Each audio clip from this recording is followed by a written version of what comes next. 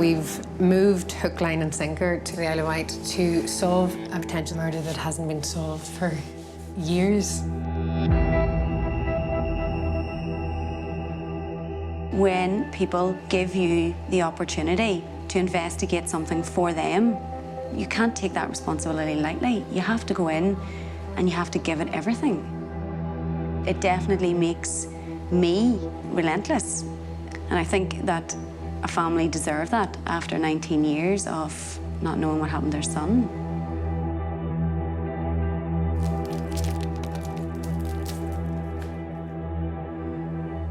It's a tough story. It's a dark story. It's a really sad story. It could be a gruesome story. It could be a dangerous story. So it's a big responsibility, I think. 2nd of November, 1996, 16-year-old Damien vanishes after a night out on the Isle of Wight. 19 years later, police have not been able to fully explain what's happened to him.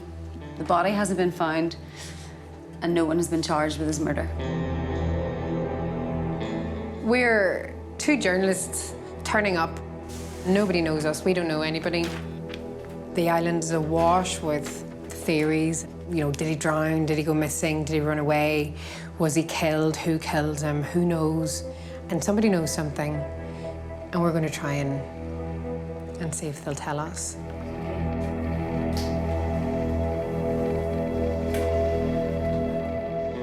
It's very frightening and emotional and distressing. Mum. We just can't go on with our lives. We're stuck in this limbo.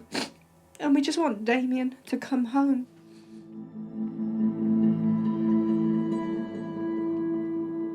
This is Damien's mum, Val, on TV days after he went missing.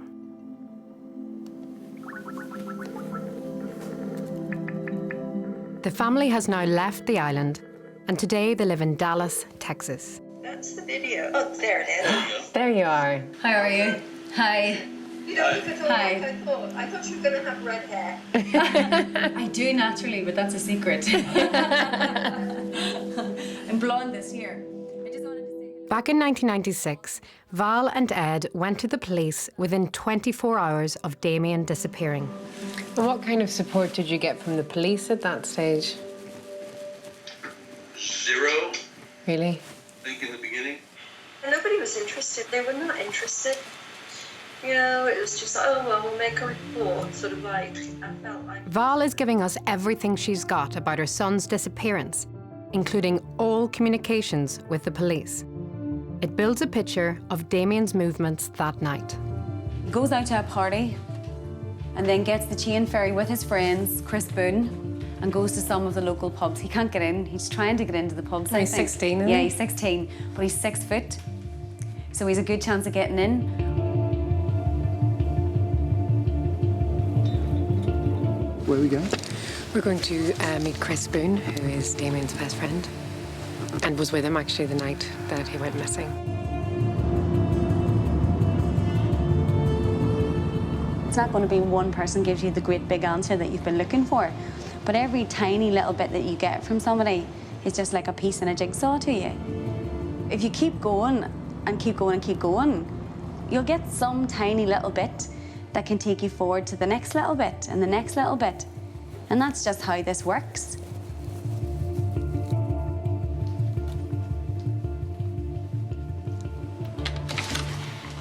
Hi, Chris. Hey, Chris, hi. I'm Alys. Nice to meet you. Hi, nice to see you again. Thank you. What kind of a lad was he? He really did have a kind of lust for life. He was one of those guys that it was quite exciting to be around. Things would happen when he was there. You know, party would be a lot more exciting when he was there.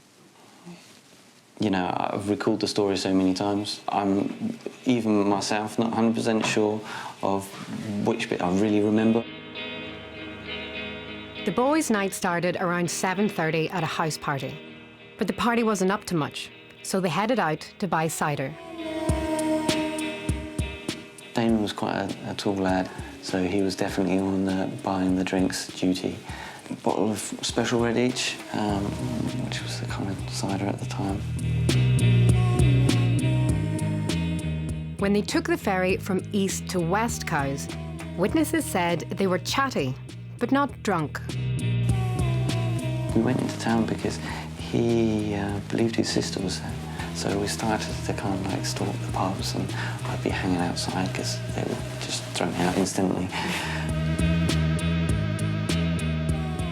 Many witnesses report that Damien was going from pub to pub looking for his sister. It really started to rain. I'm wet, drunk. I've had enough. We're not getting served anywhere. We've got no money. Then we walked up the Park Road, up the street, and I remember we got to the steps of the park. I turned around and left. I was absolutely convinced that Damien walked up through the town, through the park.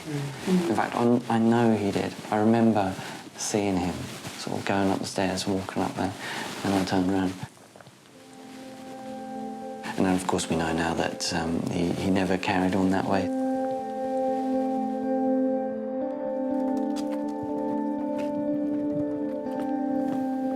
Chris Boone says this was the last time he saw Damien, 10:30. Experts say it's highly likely Damien's body would have washed up if he fell into the sea. So could he have got into some kind of trouble that night?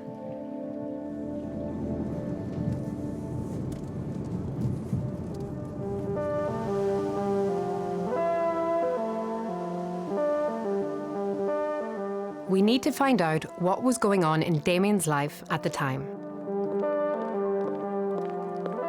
Going to chat to Damien's ex-girlfriend, Abby. They had been together just before he disappeared, and they'd split up in July, and he disappeared in November. He's so tall when you see him stretched out. Oh God, yeah, he's massive. That's a really nice photo. It gives me goosebumps when I look at that one.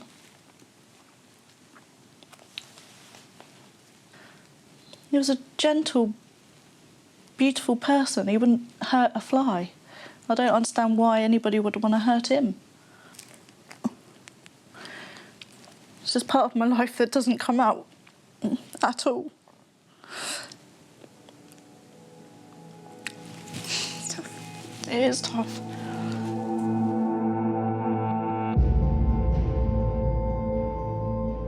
Just before you come to the point of separating, how was Damien? Was he still the same boy you'd met 18 months previous? No. He was still Damien, but there was flickers of somebody else who I didn't quite understand. He was hanging around with a different group of people who were a little bit older than him. There obviously were some things he was keeping to himself. It could have been the fact that he was using drugs. I don't know.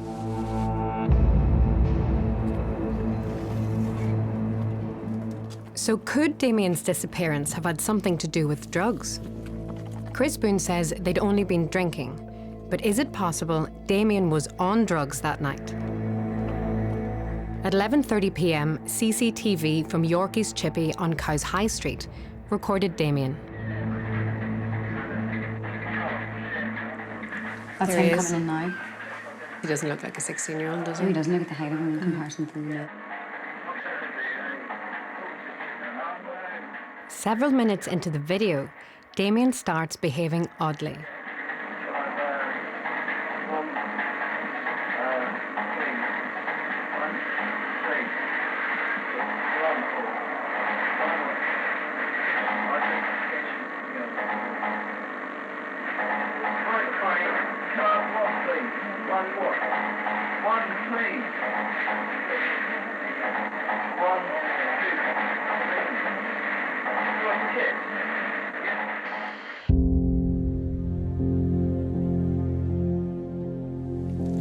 First guy we need to talk to is the guy who owns the chip shop.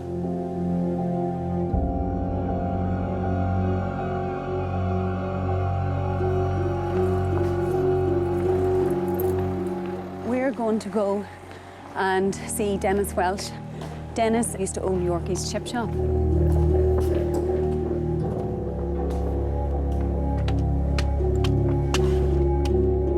Hello, how are you? Look. Can you spot Damien for me? Can you point him out? Can you see that okay? That's him. The big tall lad? Yes, it's tall, but him there, just up there. Yeah. That's him.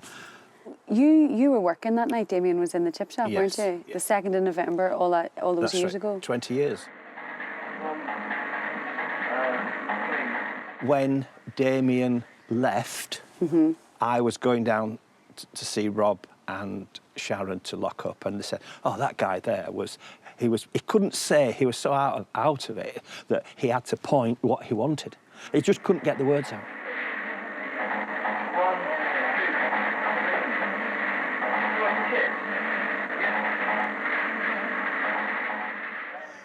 It wasn't drink, was Rob's opinion, and Sharon agreed with that. She said, we can recognise drink, it was drugs, it was a drug effect, if you like. Yes.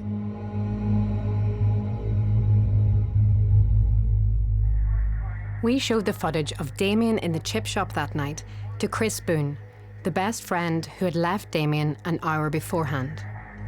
He looks pretty out of it. He does, actually. Yeah. Very distant. Yeah, possibly could have taken something. I'd always been adamant that no, he was just drunk, but actually now seeing it, you kind of does me think, well, I don't know, maybe, you know, like if it had a trip or something like that, then that would definitely lead you to being confused. Do you think at any point Damien could have taken something when you were with him that you didn't know about?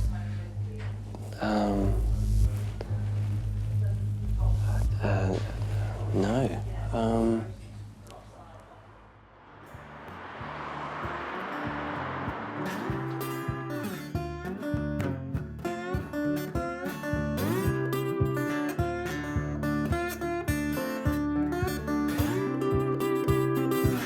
And I know you're right, you'll miss me when I'm gone. I remember walking around with other mates, going around all these derelict buildings and calling out his name and searching for him, while it didn't seem like anyone else was going to bother. Rolling in your arms.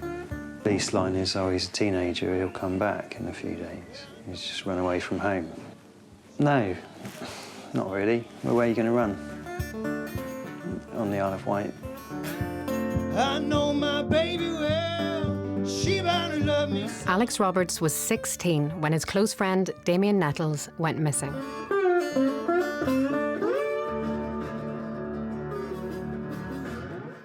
He believes the key to the mystery of Damien's disappearance is the island's drug-dealing fraternity. The stories of Damien getting mixed up with dealers and into deep water hold more credence than anything else.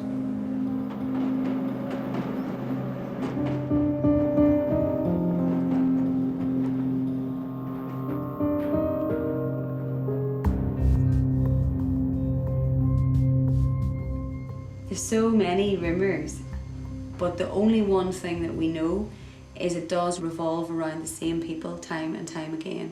They're in every rumour.